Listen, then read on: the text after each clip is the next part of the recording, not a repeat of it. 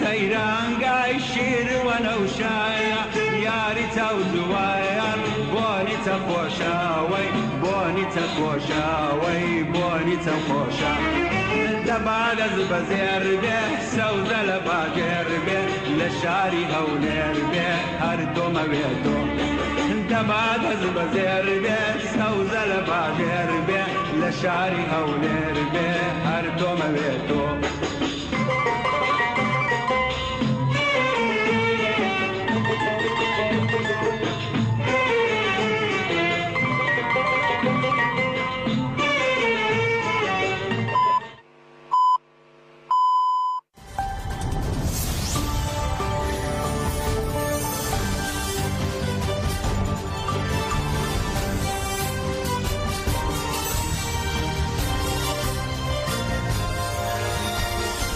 بەیانی دوان باش لە ڕادیۆی دەنگی گەلەوە هەواڵەکانی ئەمڕۆ دووشەممە 11 دیسەمبەری 2023 پێشکەشەکەین.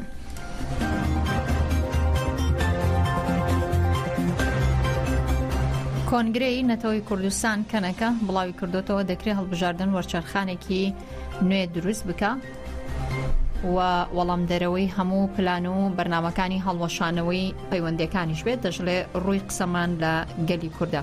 کۆنگرەی نەتەوەی کوردستان کەنەکە لەبارەی هەڵبژاردننی ئەنجومەنی پارێزگاکانی عێراق پامێکی ڕاستی کەرکووک و ناوچەدا بڕێنراوەکان کردووە. لە پامەکەیدا دەڵێ کوردستانیانی هەموو ئەو شار و شارۆچکانەی کە بە درێژایی 10 ساڵە ڕوبەڕووی هەرەشەی ڕاگواستن و ئاوارەکردن و کوشتن و بڕین بوونەتەوە ڕژەمەیەک لە دوایەکەکانی عێراقیش بەردەوام لە هەوڵی گۆڕینی دموگرافیای ناوچەکەدا بوون. دەڵێ ئەمڕۆ ئێوە لە بەردەم تاقیکردنەوەیەکی دیکەدان تاقیکردنەوەی گەڕانەوەی شوناس پاراستنی و ناسنامە و کوردستانیە فرەڕەنگ و هەمە چەشنەی ئەو ناوچانە کە جگە لە کورد گەل و پێکاتەی دیکە کە لە دێر زەمانەوە لەوێ نیشتەجێن و پێکەوە هاوبەشن دەژین. باسی لەوەش کرۆ چون بەڵبژاردن و بەشداریکردن لە پرۆسەی گرنگدانە بە تایبەتی بۆ کورد ئەرکێکی ئاکاری و هۆشیاری گرنگە بۆی ئەو دیرۆکی سیستەمکاری هەڵبۆشێتەوە کە هێشتا لەسەر بنەمای ناسۆسیالیستەی ئەوی تر کاردەکە کە نەتەوەکان دەبێتە سەردەستیان. بڕیارە 18 مانگەڵ بژاردننی ئەنجومەنی پارێزگاکان بەڕێوچێ کورد بە پەرتەوازەیی تاوکوێسە بەشدارە لەو هەڵبژاردنەدا.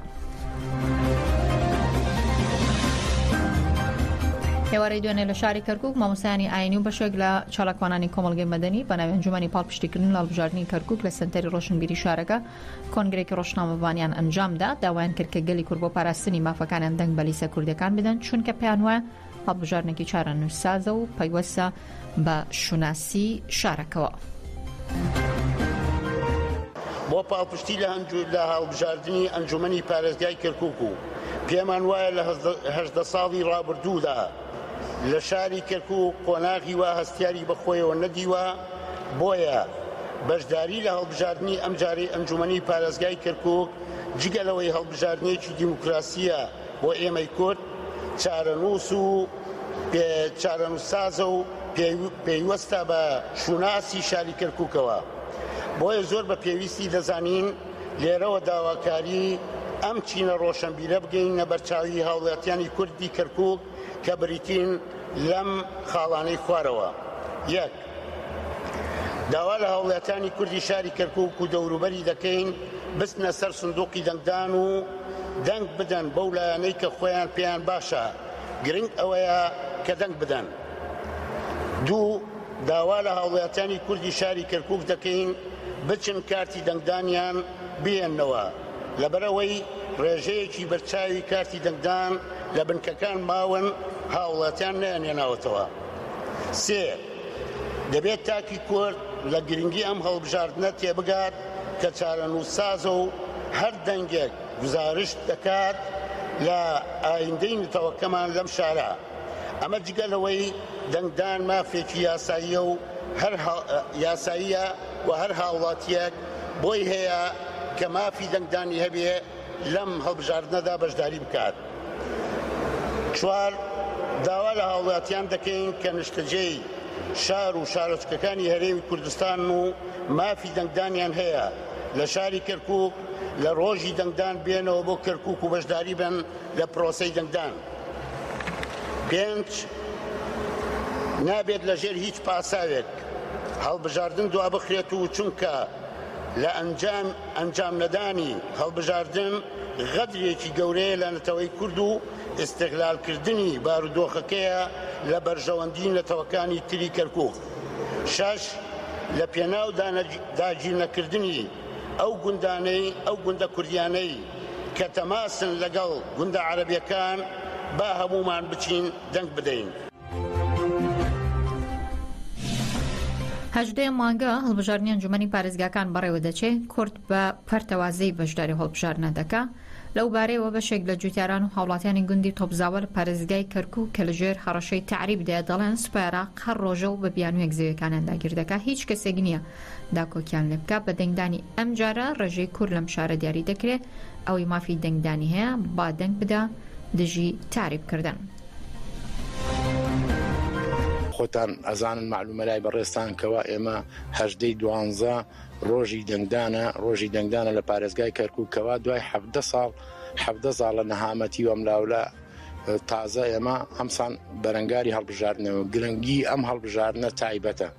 گرنگی ئەم هەڵبژاردنە تایبەتێکەکەی ئەوەیە کەوا ئێمە پارێزگارێک دیاری بکەین بۆ خۆمان بەتوانە بێ دیفاعمان لێ بکە هین نەبێت تاکڕەوی و لایەنێک نەپارێزێ و لایەنێک بەرەڵا بکە. بەڕاستی من وەک هاوڕاتێکی کەرکووک داوا لە خەڵکی بە شەرەفی شاری کەرکووکەکەم بە گوندەکانەوە بە لادیەکانەوە بە هەموو شوێنێک شار و شارسکەکانەوە بستە سەر سندوقی دەنگدان. ئەم سندوقی دەنگدانە ئێمە مافی ئێمە دیاری ئەکا. بەڕاستی ئێمە چارەسەرە بۆ ئێمە بۆ کێشەکانمان کەوا پارێزگارێک بێنین چارەسەرمان بکارم جا فەرمەوە بە چاوی خۆتانە بینن لەم گوندە هەموو ڕۆژێ سوپای عێراقی هەر جاری بە شێوەیەک زەویەکانمان داگیرەکە. یعنی ئێمە لە 2023 گەڕاینەتەوە سەر زێدی باو باپیرانمان. ئێستا فەرمەوە ئەوە تاوەتە ئەگەر کامیرەکان سێری بکەن لای هەمووتان دیارەکەەوە زەویەکانمان داگیرەکەن. خەڵکی بێدیفاعی ئەم دەبەرە ئاوا بۆ خۆمان دانیشتوینە سێریانەکەین و هیچ کەسێک نییە دیفاعمان لێ بکە. وڵای هەڵبژاردننی ئەنجومەنی پارێزگای کەرکووک گرنگیەکی زۆری بۆ ئێمە هەیە لەبەرەوەی ئەو بڕیارانەوەکەوە لەیسا لە بەغاوە دێ لێرە نەک بەرپرسەکان ئەتوان بە کەیف خۆیان ینی تەسەڕف پێوە بکەن جێبەجێ بکەن. لەبەرەوەی مەجلیس محافەزە خۆیان ئەبنە بڕیاردەر ئەتوانن سەلاحەتەکانی محافظ لای ئەنجومەنی پارێزگا بێ پرۆژەکان لای ئەنجومەنی پارێزگارە بێ هیچ شتێک بەبێ ئەنجومەنی پارێزگای کەرکووک ناکرێرە. ئێمە هیواداری لەم خەڵکە هەموو بچن سەر سندوقەکانی دەنگدان دەنگ بدەن بە ئەو نوێنەرەکانی خۆتان بۆ ئەوەی بتوانین ڕێژەیەکی باش بێنین. دڵنیا بن ئەوە ئەبینن لە لێدوانە ئاگرینەکانی ئەو خەڵکە شۆڤێنی و خەڵکە ڕەگەس پەرست و خەڵکە قین لە دڵە ئەبینن ئەگەر ئەوان دەربچن چی بە ئێماکەنەوە. ئێستا لەسەر زەوی زاری خۆمانین لەسەر ئەرزی باو باپیرانی خۆمانین دێن ڕۆژ بە هەر ڕۆژە و هەر هەفتەیەک و کێشێکمان بدروستەکەن.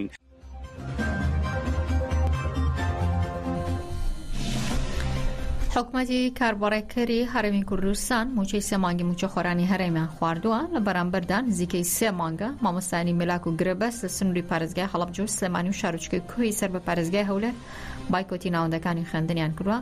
لەو بارەوە بەشێک لە مامۆستانی سنووری پارێزگای هەڵەبجە دەڵێن ئەم دەسەڵات و کابینەی پۆلیسی کە حکم دەکا لە دروستبوونیەوە ئەجەندای یەکەمی کردنی دەنگی ناڕازی شەقام بوو. بەڵام بەو هەموو هێز و کەناڵە چاوەشەکاریانەوە نەیانتوانی و بایکۆتی مامۆستایان بشکێنن. هەمووان بینیان چۆن شەقامیان زیندوو کردوتەوە.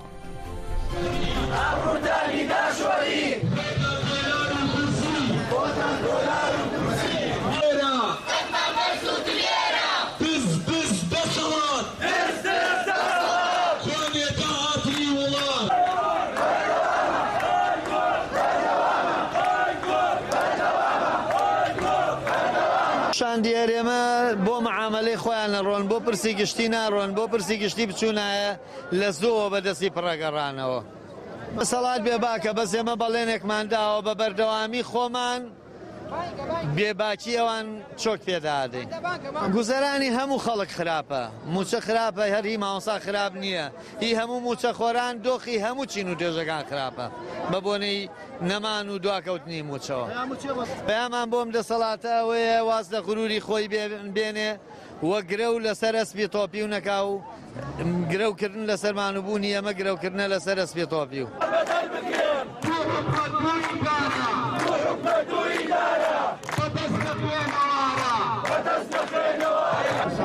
وەفدانەی کە لە حکومەت پێگاتون تا ئەم ساتە نەکسودیان نەبووە بەڵکو زیانێکی گەورەیان بە داهاتی کورسان گەیاندووە.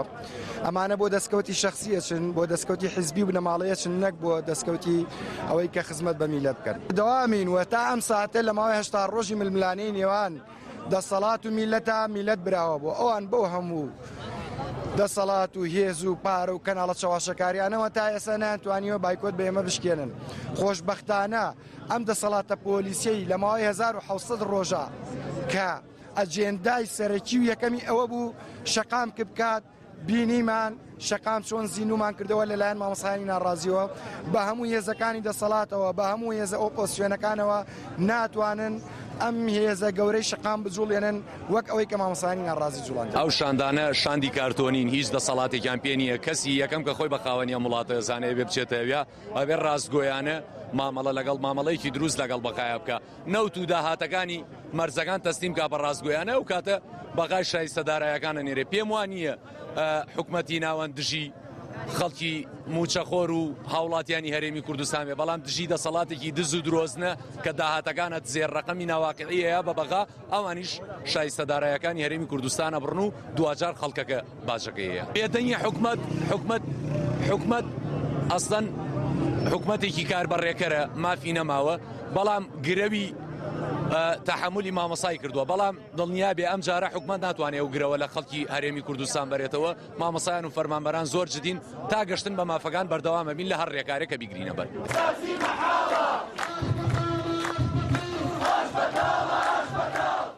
هەرە ڕۆژی چوارشەممەی ئەم هەفتەیە پەرلەمانی عێراق بۆ هەڵبژاردننی سەرۆکێکی نوێ بۆ پەرلەمان کۆبێتەوە.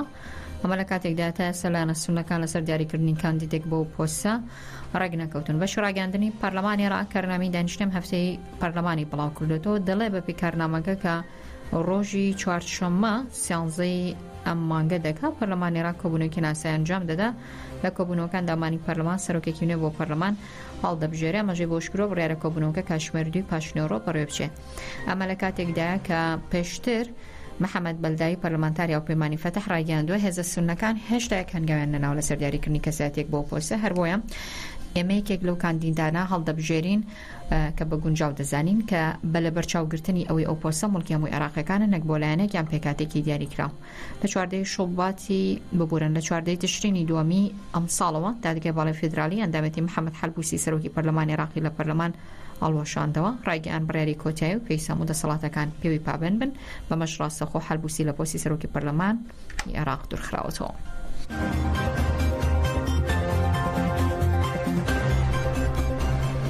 ژنێکی چالاکوانی کورد خەڵکی خەڵاتی ژنانی پاڵەوانی مافەکانی ژینگەی بۆ ساڵی 2023 بەدەستێناوە. هێرۆ ئەحمەد وەکیل چالاکوانێکی بواری ژینگە و ژنانە لە هەڵەبجە بۆی هەوڵەکانی بۆ پاراستنی ژینگەوە کە هاوکاریکردنی ژنان لە سەراسی نێودوڵەتی خەڵاتی ژنانی پاڵەوانی بۆ مافەکانی مرۆڤ و ژینگای ساڵی 2023 بەدەستێنا. ئەو خەڵاتە لەلایەن سنتەری جنێف بۆ مافەکانی مرۆڤ دابەشدەکرێت. هێرۆ وەکیل چالاکوانی بواری ژینگە دەڵێ ئەمساڵ سنتەری جنێف ئاشکرای کردووە کە خەڵاتی تایبەت دەبێت بە بۆنێ ڕۆژی گیانی مافەکانی مرۆڤ.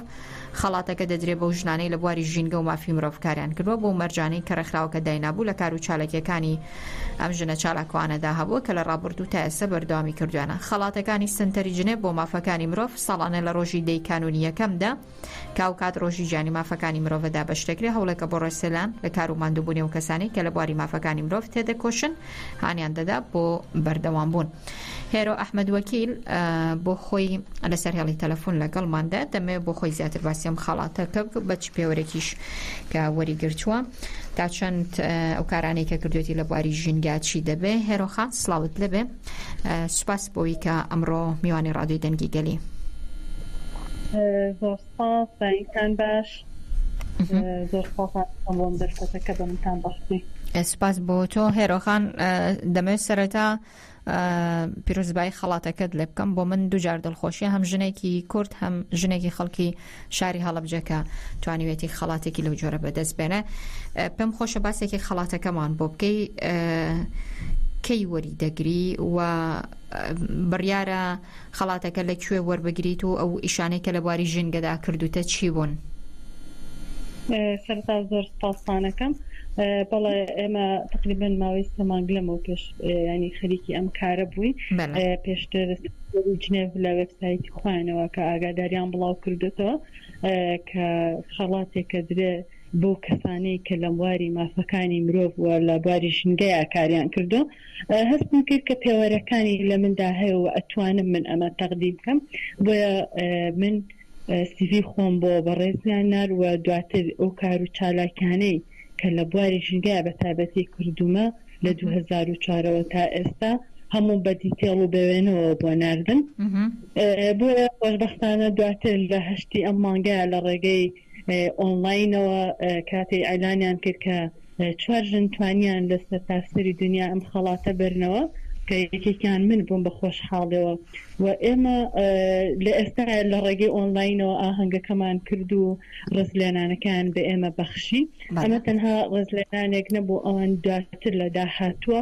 پاڵپشتی دارایی لەو پرۆژانە ئەکەن کە لە بواری ژینگە ئەنجامەدرێت باشە و پرۆژانەی کە لە هەڵەبجە هەیە چین لە بواری ژینگە ئێمە هەر حەزەکەم کورتێک لەسەر ڕێکخراوەکەمان باسکەم ئێمە باوی نوێ لە 3 بوار ئیشەکە لە بواری مافەکانی ژنان لە بواری ژینگە لە بواری میدیایە لە ساڵی 2004ەوە تا ئێستا بە بەردەوامی ئێمە کارەکەن زیاتر لە 7 سافمان هەیە کە خۆشبەختانە هەمومان ژنین لێرە کارەکەین و بە بەردەوامی و ئێمە لە بواری ژینگە سمینارمان هەیە هۆشیاریمان هەیە بۆ هاوڵاتیان و دواتر ئێمە کارگەیەکی ڕیسایکلینمان هەیە دووبارە بەکارهێنان ئەو پلاستیکانە دووبارە بەکاریانێ هێنەوە شتی جوانکاری لێ دروستەکرێت کە ئەمە دەنگدانەوەیکی زۆر باشی هەبوو بەڕاستی لە پارێزگای هەڵبجە چونکە یەکەم کارگەیە لەو پارێزگایە کە بوونی هەبێت و یەکێکی تر باڵێ خانمن کە پێکەوە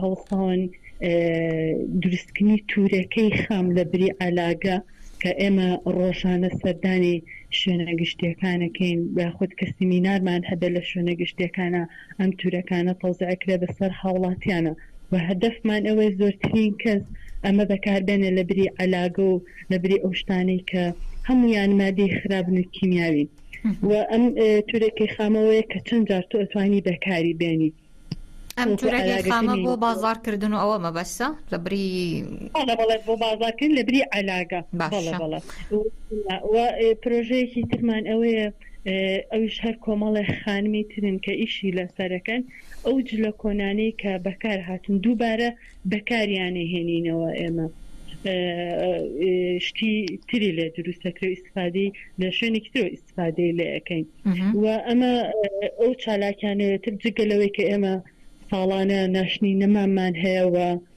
لە ئێستایا خەریکی دروستکردنی مۆدەڵ هاوسێکی کە چۆن سود لە وزەی خۆر وەربگرین بۆ کارەبا و چۆن ئەو ئاوە کە بەکاری هێنین دووبارە بەکاری بێنینەوە وەکو سنتەرێکی فێرکاری لەکەین کە لە ئێستایا ئەوە لە بواری جێبەجێکردندا ئیشی لەسەرەکەین و یەکێکی تر لە ویشانەمان هەر لە پارێزگای هەڵەبجە دروستکردنی پارکێکی گەورەیە لە ناو شارایە کە ئەویش هەر ڕێکخراوی نوێ بە هاوکاری چۆن ڕێکخراوێکی تر خەریکی دروستکردنی ئەوەی باشە ئەمانە هەتان هەمی کردووە بە پرۆژە تەقدیمی لانی بەرپرسان کردووە لە شارەکە یاخود نە تەقدیمی پێشکەشی ڕێکخراوی بیانی دەکەن بۆ هاوکاریکردنتان ئێمە ئەمانە هەمووی پێشتر پلانمان بۆ داناوە و وەکو بڵێ سەرچێکمان کردووە چ نقصانێک هەیە لەم شوێنە ئێمە بتوانین ئیشی لەسەرکەین و دواتر ئێمە وەکو پرۆپۆزەڵێکمان لێ کردو تەقدیمی ڕێکخراوێکی نێودەوڵەتیمان کردو و دواتر توانیمانە پاڵپشتی دارایی وەربگرین و کارەکانمان جێبەجێ پاڵپشتی دارایی لەلایەن هەر ڕێکخراو نێودەوڵەتیەوە نەخە لە هەر بۆ نمونە هەر پرۆژەیەکیان لەلایەن ڕێکخراوێکی نێودەوڵەتیەوە هاوکاریمان وەرگرتووە ئەمریکا لە ئێستا بەبوونی ئەم خڵاتەوە کە وەرم گرتووە ئەوە بۆ داهاتوو بێ کە پرۆژە و ئیشی ترمانە بێت باشە ڕێژەی بەدەمەوە هاتنی هاوڵاتیان لە هەڵەبجەیە بۆ ئەم کار و پرۆژانە لە چه ئاستێکدا تا چەندێک بووە بەڕاستی ینی جێگەی دەستخۆشە خەڵکی هەڵەبجە ینی هۆشیارێکی زۆر باشیان هەیە ینی زۆر هاوکاری کارەکانی ئێمە لە هەموو ڕۆیەکەوە بۆ نمونە ئێمە کە ڕۆژێک کە دانێن بۆ ناشتنی نەمام یاخود بۆ هەر شتێک هەر کارێک لە بواری ژینگا بێت خەڵکێکی زۆر پەیوەندیمان پێوە کات ینی ئەم هاوکاریە هەیە وانێ هەڵەبجە جیاواز لە شوێنەکانی تر هەڵەبجە لە ڕووی پەیوەندی کۆمەڵایەتەوە زۆر ینی بەهێزن زۆر باشن بۆیە هەر هاوڵاتیان هەم کاربەدەستانی ئیدارەی پارێزگایە زۆر هاوکارێکی باشن لە هەموو چالاکیەکان و لە هەموو پرۆژەکانمانە کار ئاسانیمان بۆ ئەکرێت. باشە هێرۆخان ژینگەی هەڵەبجە تا چەند لەبارە بۆ کارکردن چونکە بۆ خۆ دەزانی ئەسەر لە زۆربەی ناوچە سنووریەکان بەداخەوە کە بردومانی ئێران و تورکیا زۆربەی ژینگەی کوردستانی لە ناوچە سنووریانە ناڵم 100% وێران کرۆ بەڵام زەرێکی زۆری پێگەیاندووە. هەڵەبجە تا چەند لەبارە بۆ کارکردن لە ڕووی ژینگێ و تا چەند ڕێژەی سەوزایی تێدایە؟ بەڵێ ئێمە بە حکمی ئەوەی هەڵەبجە نزیکین لە هەورامانەوە هەورامان ڕێژەیەکی زۆر سەوزایی هەیە ینی تا ڕادی باشترین جیاوازترین لە شوێنەکانی تر و بەبوونی بردومان و ژینگەی کارکردن و ئەمانەت لە ئێستا ینی باشە هیوادارم باشتریش بێت. باشە حکومەتی هەرێمی کورد بەڵێ خەڵکی هەڵەبجە وەکو پێشتر ئاماژەم پێ ینی ئەوەیە ینی هۆشیارترە و باشترە لە شوێنەکانی تر بۆ نمونە ئێستا هەڵەبجە ئێمە وەکو بڵێ سیتیمانیا گوندی لوبنانی و نازانم گوندی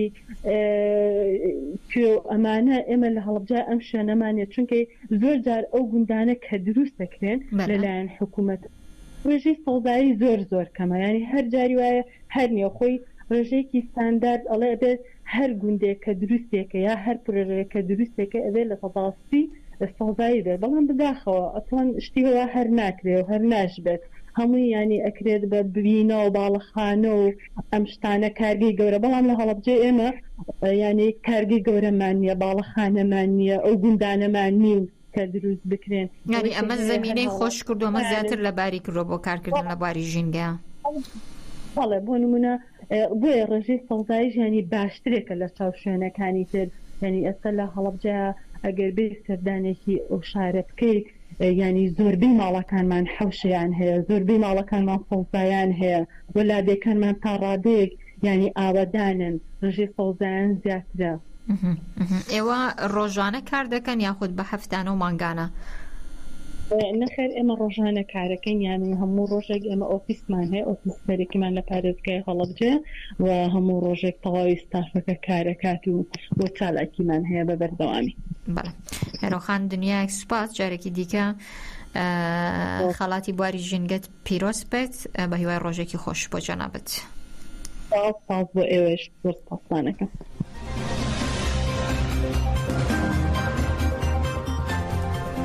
هەرچە داگیرکاریەکانی دەوڵەتی تورک بۆ سەر باشووری کوردستان لە زەوی و ئاسمان و زیاتر لە 25 ساڵ بەردەوامە بە فڕۆکەی جەنگی درۆن موشک چەکی کیمیاوی تیرۆری سیاسی و ڕفاندن لە تەواوی باشووری کوردستان هەوڵاتیان و ئازادی خوازان دەکات ئاماج بەڵام حکوومەت و پەرلەمانی هەرێم کوردستان و لایەنە سیاسیەکانی ئەم هەرێمە تاوەکو ئێستا بێدەنگیان هەڵبژاردووە.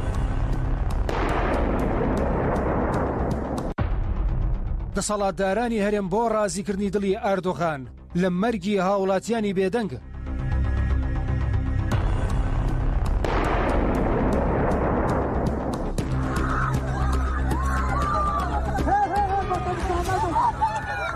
هەفتەی ڕابردوو دەوڵەتی داگیرکەری تورک بردمانی بامەڕێی کردو شوانێک شەهید بوو کەسێکیش بێ سەر و شوێن بووە و تا ئێستاش نەدۆزراوەتەوە بەڵام نە حکوومەت نەدەسەڵاتداران و میدیاکانیان بە یەک و شەش باسییان نەکرد کارگەیشتوتەوەی کە دامەزراوەکانی هەرێم پەیوەست کراون بە بڕیار و ئەجەنداکانی ئەنقەرەوە. هێرشە داگیرکاریەکانی دەوڵەتی تورک بۆ سەر باشووری کوردستان لە زەوی و ئاسمانەوە زیاتر لە 25 ساڵە بەردەوامە بە فڕۆکەی جەنگی درۆن موشک چەکی کیمیایی تیرۆری سیاسی و ڕفاندن لە تەواوی باشووری کوردستان هاوڵاتیان و ئازادی خوازان دەکاتە ئامانج بەڵام حکوومەت و پەرلەمانی هەرێمی کوردستان و لایەنە سیاسیەکانی ئەم هەرێمە نقیان لێوە نایە بەپێی ئامارێکی تیمی کوردستانی عێراقی CPT لە مانگی 8 ساڵی 2015 تاکو ئێستا زیاتر لە 150 هاوڵاتی مەدەنی بەهۆی بۆردومانەکانی دەوڵەتی داگیرکەری تورکەوە شەهید بوون و 228 کەسیش بریندار بوون. دەوڵەتی داگیرکەری تورک ڕۆژ بە ڕۆژ زیاتر دێتە ناو خاکی هەرێم و داگیری دەکات. لە ئێستادا نزیکەی 40 کیلۆمەتر هاتووەتە ناو قوڵایی خاکی هەرێم و نزیکەی 85 بنکە و بارگای تێدا دامەزراندووە. پەدەکە بە هەموو توانای خۆیەوە هاوکاری دەوڵەتی تورک دەکات. جگەلەوەش لە زۆر شوێن بنکە و بارگای سوپای داگیرکەری تورک لەگەڵ چەکدارانی پەدەکە لە تەنیشت یەکەون و چەند مەترێکی کەم نێوانیانە. لە سەروی هەموو ئەو کردەوە هێرشە داگیرکارانەی دەوڵەتی تورکەوە سێ سەرۆکایەتەکەی هەرێم و سەرانی پەدەکە بێدەنگ و بێ هەڵوێستن، بگرە زۆرجار ڕەوایەتیشیان پێدەدەن. تەنانەت لەسەر بۆردومانەکەی فڕۆکەخانەی کشتوکاڵی عربەت کە سێ پێشمەرگە شەهید بوون دامەزراوەکانی هەرێم کە لە دەستی پەدەکەدان قڕوقەپیان لێکرد. لە ماوەی ئەم 25 ساڵەدا حکوومەتی هەرێم و دەسەڵاتداران تا ئێستا قەرەبووی ماڵێکی ئەو 150 شەهید و 228 برینداریان نەکردوێتەوە. تەنانەت بۆ پەردەپۆشکردنی تاوانەکانی دەوڵەتی داگیرکەری تورک لە بەڵگەنامەی مردنیاندا دەنووسرێت بە کارەسات یا ڕووداوی هاتوچۆ گیانی سپاردووە.